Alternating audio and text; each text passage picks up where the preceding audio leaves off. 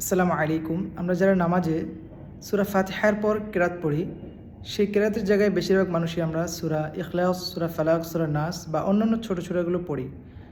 সেক্ষেত্রে এগুলোর পরিবর্তে আমরা যদি এমন কেরাত পড়ি যা কেরাতও হয়ে যাবে এবং আল্লাহর কাছে একটা প্রার্থনা বা একটা উপযুক্ত দোয়া হয়ে যাবে।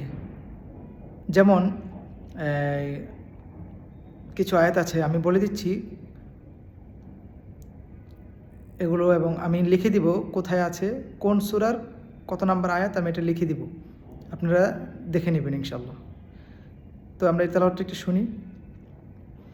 বিসমিল্লাহির রহমানির রহিম। ربنا إنك من تدخل النار فقد أخزيته وما للظالمين من أنصار ربنا إننا سمعنا مناديا ينادي للإيمان أن آمنوا بربكم فآمنا ربنا فاغفر لنا ذنوبنا وكفر عنا سيئاتنا وتوفنا مع الأبرار ربنا وآتنا ما وعدتنا على رسلك ولا تخزنا يوم القيامة إنك لا تخلف الميعاد।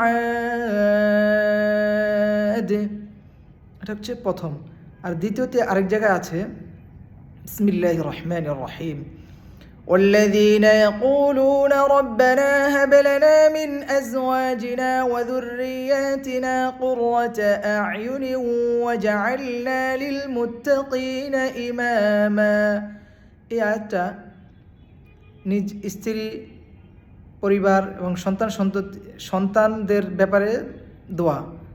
এমন সন্তান, এমন স্ত্রী, এমন বংশ যা চক্ষু শীতল করে। আল্লাহর কাছে এই দোয়াটি বেশি বেশি করা। আমি লিখে দেব, আপনারা দেখে নেবেন কোন সূরার কোন আয়াত।